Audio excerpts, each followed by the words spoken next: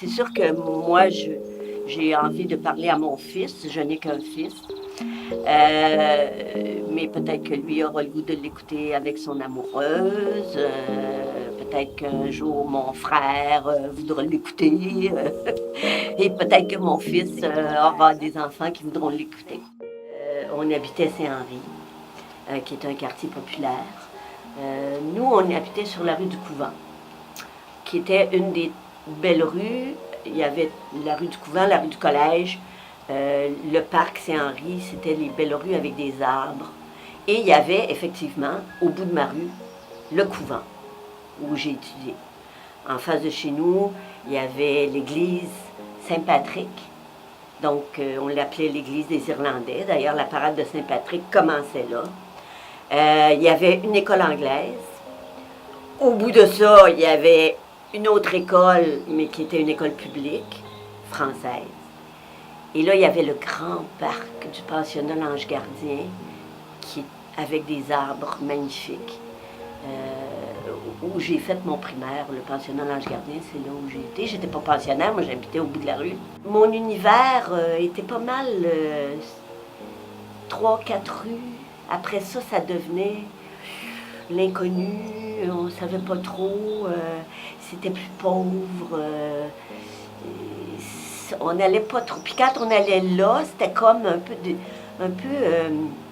comme une aventure. C'était comme une aventure, on sautait des clôtures, puis c'était bien énervant. Et j'avais des camarades de classe que j'aimais plus particulièrement. Il y avait Reine, le Cavalier, il y avait Diane Bertrand, mais non, ça se passait, les jeux se faisaient avec les jeunes de la rue sur laquelle j'habitais. On se réunissait le soir dans la cour en face, parce que c'était la cour de l'école anglaise. Donc, il y avait une grande cour, on allait jouer à la balle au mur, on allait jouer à, je sais pas moi, comment, ou Maristella, comment ça s'appelait? Maristella, en tout cas, peu importe. On jouait là tous les soirs. Tous les soirs, la pauvre Cécile et André, son frère, sa mère, vers 7 heures, on l'entendait. « Cécile, André, il faut rentrer, c'est le chapelet. » Et nous, on continuait à jouer. Malheureusement, ma mère n'était pas très forte sur le chapelet. Je vais revenir sur les amis parce que c'est au secondaire que je me suis fait des amis que j'ai encore. Mais je pense que c'est pour beaucoup de monde, hein, les amis qu'on se fait à l'adolescence. Alors, j'ai des grandes amies, en fait, n'est pas tant que ça, là, mais j'ai Micheline, Marguerite, Denise, qui sont des amis que j'ai connus dans mes années moi, j'ai fait un cours classique, donc dans mes années de cours classique, et qui sont restés, sont toujours là. Mon père est mort, j'avais 9 mois.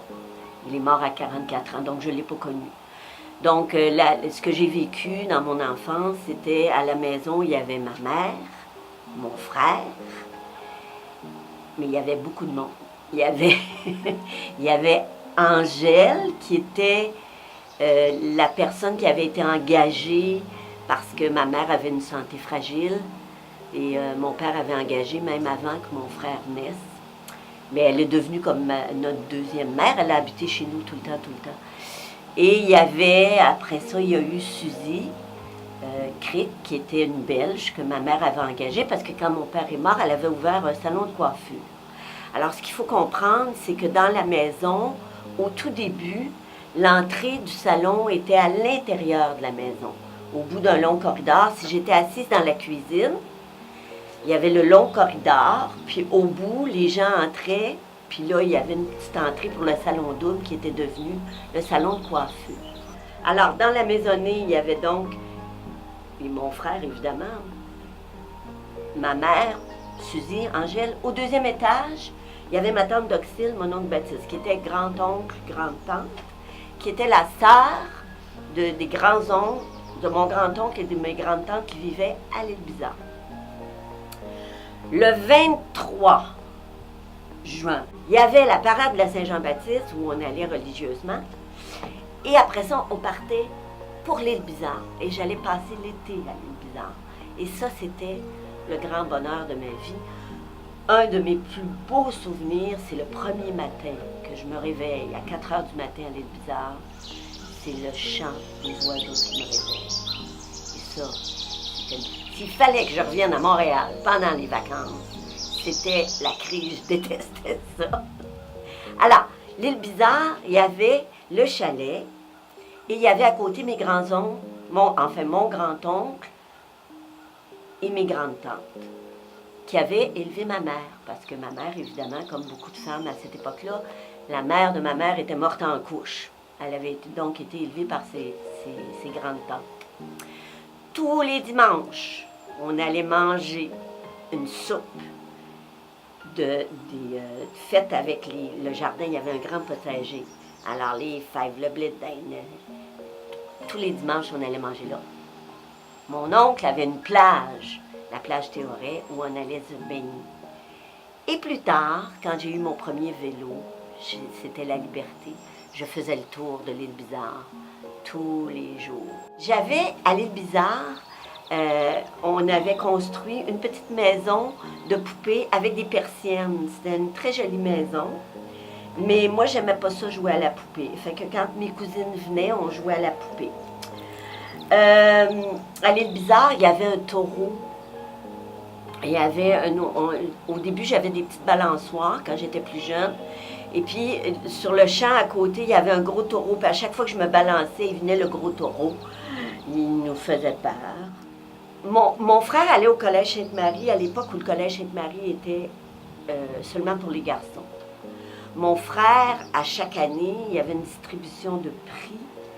Et mon frère gagnait, il fallait quasiment un camion pour apporter ses prix. Mais la distribution de prix se faisait sur la scène du Jésus.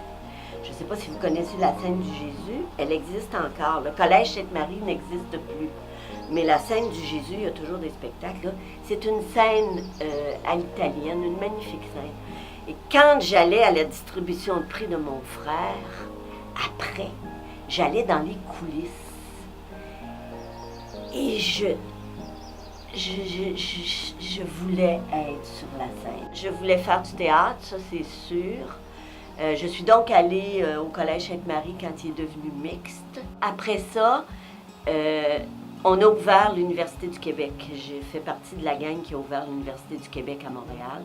Et le cours que j'ai suivi, c'était littérature, option, art dramatique. En sortant, ce que j'ai fait, j'ai travaillé avec le Théâtre sans fil. On a fondé le Théâtre sans fil, théâtre de marionnettes géantes. Alors, j'ai fait ça beaucoup. J'ai écrit pour eux autres. J'ai écrit Bilbo le Hobbit. En tout cas, une adaptation de Bilbo pour les marionnettes géantes. Après le Théâtre sans fil, j'ai fait Le Grenier, qui est une émission qui a joué pendant 4 ans à Radio-Canada. J'ai joué aussi à la Nouvelle Compagnie théâtrale dans Zone de Marcel Dubé. J'ai travaillé en pub pendant plusieurs années chez Stenberg, pub radio. Je dirigeais les comédiens, j'écrivais les textes, pub écrite aussi. Après ça, j'ai scénarisé des émissions pour enfants, pour adolescents. Mon premier amour, qui a été mon premier mari, c'est Tex, qui s'appelait Roland Pinsonneau. Je l'ai rencontré, il étudiait avec moi au Collège Sainte-Marie en théâtre. On a vécu ensemble, donc j'ai quitté la maison familiale. On a vécu ensemble 2 ans. Ensuite, on s'est mariés et on s'est séparés. Voilà. Et puis après, j'ai rencontré Louis, qui est le père de mon fils. Alors, j'ai eu le bonheur de faire un enfant avec Louis, qui est toi. J'ai adoré être enceinte. J'ai beaucoup aimé ça. Et j'ai aimé accoucher. C'est un très beau souvenir, même si c'était pas le fun, là. Mais en même temps, moi, dans ma tête, tout ce que j'ai comme émotion quand j'ai accouché, c'est vraiment un très beau souvenir. Et le flash que j'ai tout le temps, c'est quand la tête commence à sortir, il y a un miroir. Hein, et je crie, le bébé, le bébé, le bébé! Et c'est un souvenir, c'est un très beau souvenir. La présence de Louis aussi, qui était là, très douce. La présence du père, qui était un beau souvenir, oui. J'ai un souvenir tellement beau de blanc. Quand Jod est né, j'avais mon petit appartement, puis j'avais une fenêtre qui donnait sur la cour de camions de lait. Alors, Jod est né en février, c'était l'hiver, c'était blanc. Il y avait les camions de lait qui étaient blancs, et c'était le petit matin, et moi j'allaitais Jod, et donc tout était blanc, et tout était doux, comme la ouate. Et puis après, ben, tu le sais, j'ai rencontré René. Et puis on s'est mariés et nous sommes toujours ensemble. Je m'étais dit, je ne peux pas venir à Lévis. Je ne veux pas venir à Lévis sans voir le fleuve. Je veux voir le fleuve. Et ça s'est adonné qu'en cherchant un appartement, on a trouvé une maison. René me dit, Marielle, on a la maison idéale avec vue sur le fleuve. Vous avez juste à téléphoner à Marielle. C'est une farce. Mais non, c'était pas une farce. C'est Marielle, c'est Marielle. Et ça a été, on est entré dans la maison, je suis tombée en amour. C'est mon frère qui m'a mariée, hein, qui a été le célébrant quand j'ai marié René. Et mon fils qui était mon témoin. C'est un très beau souvenir. D'abord, il faudrait savoir que quand je me suis mariée la première fois, ce n'était que pour faire plaisir à mes grands-oncles, mes grandes-tantes, qui n'auraient pas compris qu'on vive ensemble. Ils ne savaient pas, eux, qu'on avait vécu 2 ans ensemble sans être mariés. Et comme on allait vivre dans une maison qui leur appartenait, à l'île Bizarre, on s'est mariés pour ça. Le mariage, à cette époque-là, pour nous, ça ne voulait pas dire grand-chose. Quand j'ai accepté de me marier avec René, c'était différent. C'était vraiment un engagement. Qu'est-ce que René... René est un homme bon, c'est le moins qu'on puisse dire. Ce que René m'a apporté dans ma vie, c'est beaucoup de l'équilibre.